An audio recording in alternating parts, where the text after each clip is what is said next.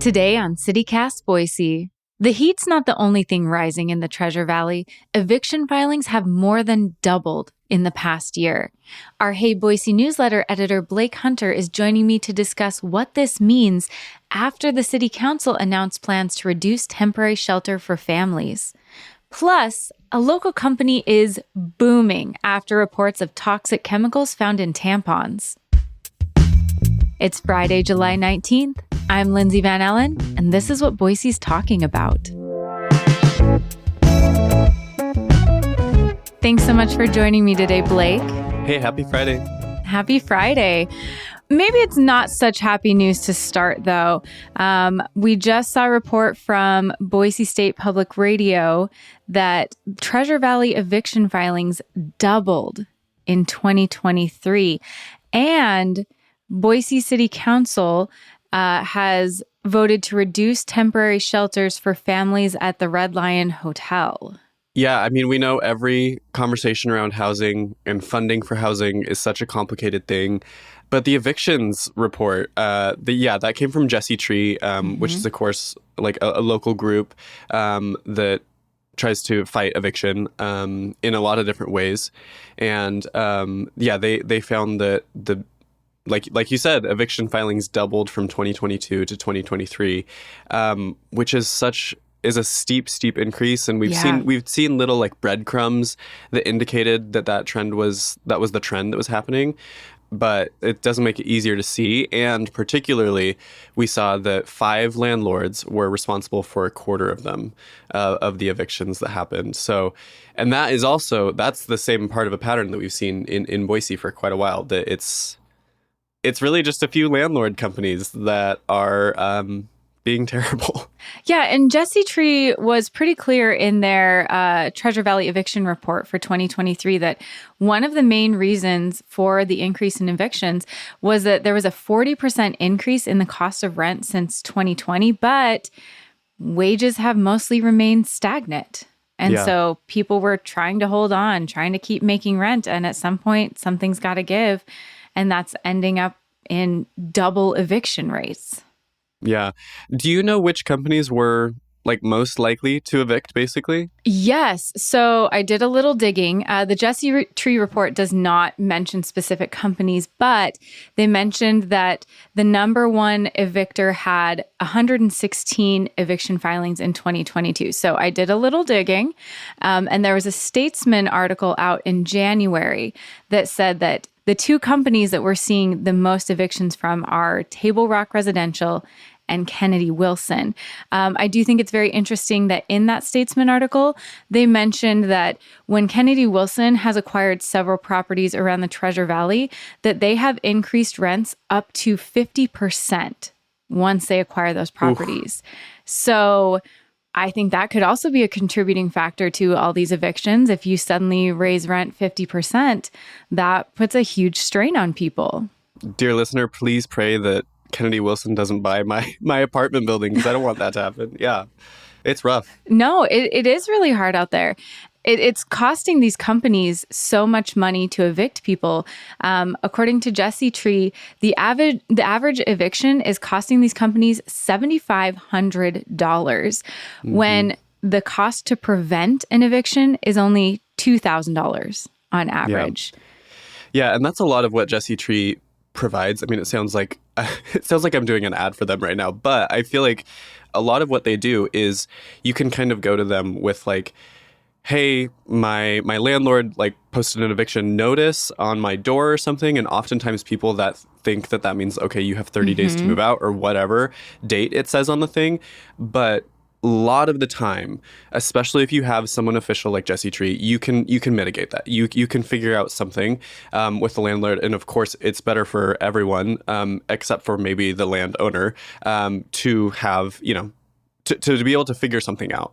And so would love to see that trend turn around. I was going to say, well, and then we had House Bill 545 that was signed into law that basically stopped municipalities and cities from being able to require companies to lower their rent or to cap rental application costs, things like that. So not only are we seeing rates double now, in eviction filings. I'm really curious with the legislature interfering with cities' ability to regulate rents, what that's going to look like in the future. Yeah, and this is just a reminder that the most common occupation for legislators in the capital is retired, and the second most common is landowner. So that makes sense. Yeah, I remember. A lot of listeners will probably remember late last year, the Boise City Council passed 3 different renter protection ordinances. And then just a couple months later, the Idaho legislature swooped in and said no to all of them. In fewer words, basically, didn't say anything about Boise, but just, cities above X population or cities just can't do this. And so kind of retroactively struck down these rental, we're talking about rental application fee caps, Yeah. like you said, where to a family trying to find a place to live, a $100 rental application fee means a lot. That's very significant. And so the city tried to cap them at $30, and the state said no. So that's just, again, one of the few renter protections that the state has decided to strike down recently. A way I always like to frame these conversations, I think we always think that couldn't happen to me, or somehow 100%. we're immune from that. I probably everyone who is listening to this podcast, you are closer to an eviction and homelessness than you are to being ultra wealthy. That's just how it is. You're one health scare, you're one bad diagnosis, you're one upheaval, mental health crisis, something people don't get evicted because of all these stereotypes we have about that. It can happen to anyone. And so it's so important we have groups like Jesse Tree to help these families, to help people, because things happen. Life happens to people. And so anybody can find themselves if your job didn't give you the raise you were counting on, your rent was increased, anything happens health-wise, that you can find yourself in a really bad situation or a really hard situation where you're trying to make hard choices about what bills you pay. And so with that, we're going to continue to see, as evictions go up, we're going to see more homelessness. We're going to see more issues with what is the city going to do to manage that? And these are really very hard questions and hard issues we have to face when we have situations where rents are going up, eviction filings are going up, and wages are stagnant. Yeah, it's tough. And also, I understand. I've been in that place where I've been like, oh, that's crazy that happens, but it would never happen to me. And looking back, I'm like, that totally could have happened to me. I'm lucky to be a little bit more financially stable now. But of course, like you said, knock on wood, who knows what could happen. So denial is a powerful thing. But it's important to know what resources are out there for you. One, know your rights for sure, and then also know what resources are out there for you. Spam sucks. It clogs your email, your text messages, and is a waste of time. Did you know that spam starts with your personal data being sold? When you get online, data brokers collect information like your phone number, social security number, even your health and financial records. They sell your info to businesses, and then they use your personal info to target you. If you're sick of spam and scammers, you should check out Incogni. That's Incogni. They scrub your info so it can't be sold. It takes just a few minutes to set up an account, and they have a 30-day money-back guarantee, so you have nothing to lose but spam and scammers. Protect your data, time, and sanity. Use code CityCast for 55% off the annual plan at Incogni.com. That's Incogni.com. Pivoting just a little bit, Blake, into kind of how Boise is addressing this, and Boise City Council is addressing this growing issue. Did you see the budget that they passed and kind of their plan moving forward? Yeah. So like you mentioned at the very top, the Boise City Council decided to cut back on funding for the Red Lion Hotel, which was, housing medically fragile and disabled unhoused people as well as families. And we can get into a little bit of what that means. But basically, the city kind of officially earmarked $5.5 million this week to go to homes that are going to be like essentially their entire focus is just for families exiting homelessness. So we've seen that obviously shelter is really important for unhoused people. But the next step is specifically finding housing that they can meet with a certain level of income and that they can fund. And so that's kind of one of those terms, one of those categories is for families like exiting homelessness, as housing exiting homelessness, because it's such an important step on the kind of the staircase out of homelessness and into a bit more stability.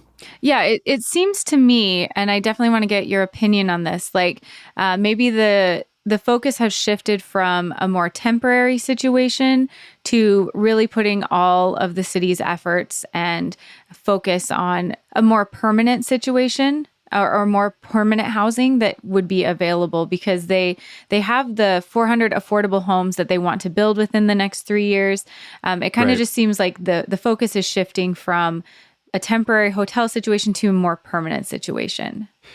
I would agree with that. I think that, to kind of stick with my metaphor of like the staircase, I think that like you can't let one stair crumble before moving on to the next one. You know what I mean? So I think that the city, Mayor McLean might pause you there and say, well, actually, we're trying to disperse those funds and make sure that people have multiple ways to step up out of the situation, because you have to remember Interfaith Sanctuary is currently building their new larger shelter, right? So that's been a multi-year process of moving from their smaller one in like the west end of downtown, but on Americana, to their larger one out on State Street. And so the city is also, very much banking on that being a kind of the overnight shelter for people with an immediate need of a place to stay really quickly. Yeah. So just for a little bit more background on the Red Line Hotel program, this started as the city and the county were trying to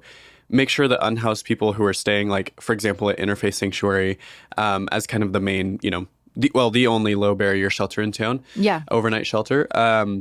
They were trying to mitigate the risk of COVID transmission, especially to families and especially to like medically fragile or disabled people. And so they started, allocating ARPA, Federal American Rescue Plan Act funds to house people overnight in the Red Line, because it's pretty close to Interfaith. And so that's been actually going on for a full 4 years now. So the county pulled out a couple of years ago and decided not to keep funding it. And so the city stepped in and has contributed several $1 million over the last couple of years to doing this, and approved another $2 million back in March. But when they said that, and when they approved that money, they said, this is kind of a tough budget item.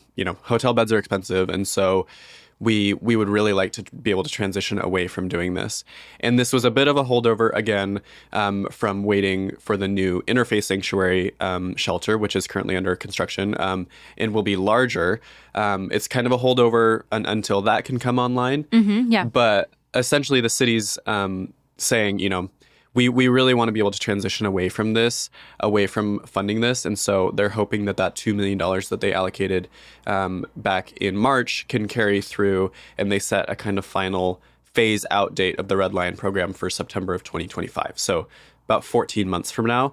And in kind of the same announcement, they were kind of trying to be a little bit strategic about it, I think, in a way that made sense. I'm not shading the city necessarily, but I think that it might be a little bit unclear. But the city just essentially pointed out, all of the new housing that they have coming online. You mentioned those like 400 homes that they're planning to build in the next 4 years. And so then they also said, we've got this $5.5 million that are specifically going for this program for 90 new homes coming online for families exiting homelessness. So again, sticking with that staircase metaphor, hopefully the city is hoping that can cover kind of all of the bases. Just to clarify, the 95 homes that they were talking about, transitioning away from the Red Lion, and then they mentioned there were, 95 homes that they are going to put $5.5 million towards that will be affordable housing. That's not a new development. They weren't announcing like a new development. No. So I think they're hoping for sure Interfaith Sanctuary is done by then, and maybe some of these housing projects have been finished and there's enough overlap to just transition families into those dwellings. Right. And I think it's good to mention, too, I mean, hope for the best and prepare for the worst. October 1st of 2025 could roll around, and for whatever reason, Interfaith's new shelter isn't ready, and half of the homes that the city was trying to build with this new Path partnership haven't come online, right? And so then we're going into winter of 2025 with possibly an increased unhoused population that doesn't both has less overnight shelter capacity and doesn't have, even if they have the finances in order and the assistance in order from the community to possibly move into housing for people exiting homelessness. So I don't need to be a doomsayer, but you, especially with things like housing, you have to prepare for the worst. And so I think the city is hoping that they've given themselves enough time.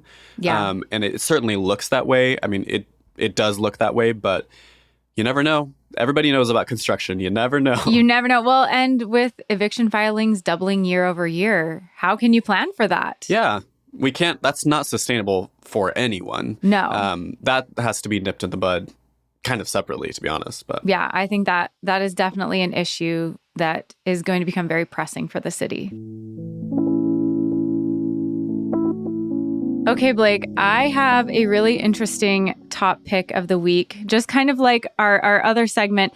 It starts off with not great news, but it's going to end with maybe better news.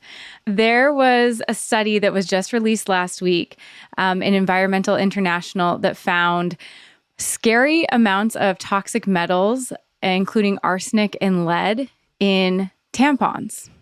So that's not ideal. not good. No. And every single brand of tampon had lead, and the study was quick to say there are no healthy levels of lead that should be in tampons, and it can cause all kinds of health issues. I'm going to have to do a deep dive later of how lead in the manufacturing of tampons gets into tampons. Like, how does that work? But that's beside the point. Yeah, continue. It must be something because it's in all of them, or I don't know, the safety standards are in the toilet, not there, pun intended. Just not there. Yeah. But and there were all kinds of toxic metals like cadmium, like there was all kinds of stuff in these tampons, and that was not ideal. So starting off, that wasn't great news. But a Boise-based reusable menstrual cup company said that right after that report came out, their sales have tripled, just absolutely skyrocketed. And I've always thought this company is really interesting. It's Salt with 2 A's. Yes. I've heard of them. They're really cool. Yeah. I think, wanting to, they've always, promoted themselves as a more sustainable way, less waste. It's reusable. It's, better for the environment than tampons, clearly. Better, apparently, for the human body because, I'm going to guess they're not full of toxic heavy metals. But I just thought it was so interesting. They said almost immediately, just sales skyrocketed. And so I think that's really interesting that women and people who menstruate saw that report, saw that there was all of this potential risk, and a Boise company is benefiting in a big way, having come up with this alternate solution years ago that now people are really, really interested in that. Yeah, that's a great pick. I'm excited to see too. I mean, how the business as a company responds. So maybe we'll see more jobs opening locally. I mean, that would be super cool. To really we can really rally and support this company. That sounds awesome. It's a big moment for this company. I hope they step into the light with this. I hope it means really big things for them. Yeah, that's awesome. My pick of the week is returning to city news this week. One, I don't know about you, but my TikTok feed has just been completely consumed, a little bit less now, but a few weeks ago was completely consumed by the dance to Apple by Charlie XCX. Yes. And so the city had some employees do the Apple dance in a video that they posted on Instagram, which one, just good. Bonus points, love to see it. I gotta say, which I can't talk smack because I haven't posted a video of myself doing it, but I think that maybe we could have synchronized a little bit better, and I say that with love. However, I think that it was an A for effort, like truly. And also it came with some really good news. So the city and Boise Bicycle Project are partnering for Open Streets Boise. And this is on the afternoon of September 22nd.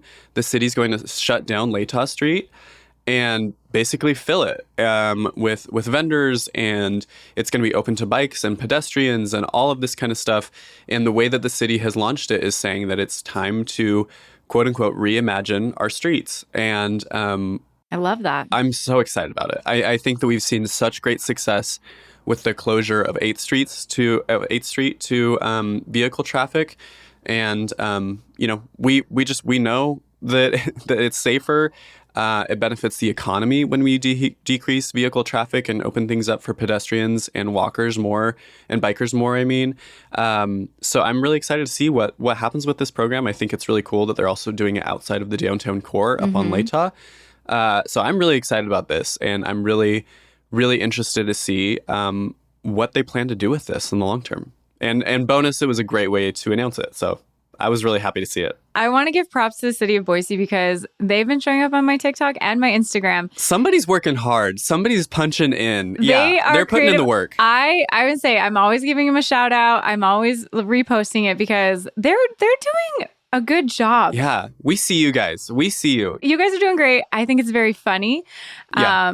I'm hoping because they're filming them all over town. I'm like, man, I really hope I run into them. That'd be so funny. I know. Yeah. Be great. But I agree. I think we've had several conversations on this podcast about how there's a lack of walkability over where Latah is, over in the bench, over there, that it's been an issue for bikes. There's, it's just not necessarily resident friendly. The traffic pattern isn't.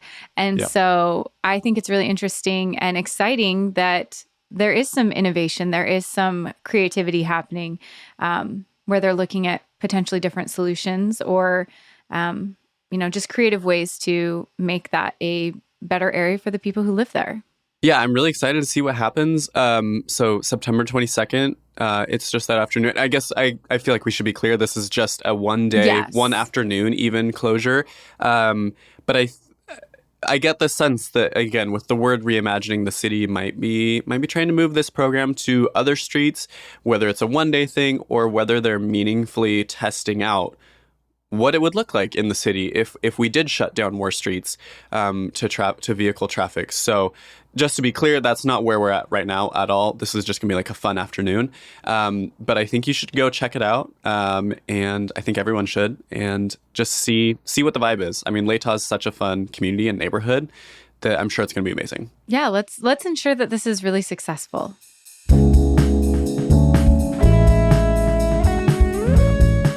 That's all for today here on CityCast Boise. The show is produced by Evelyn Avitia, Frankie Barnhill, Francisco Kilgore, and me, Lindsay Van Allen. Blake Hunter writes our Hey Boise newsletter, and our music is by Up Is the Down Is the. If you enjoyed our show today, leave us a review. It helps other people find us. We'll be back Monday with another great local story. Catch you then.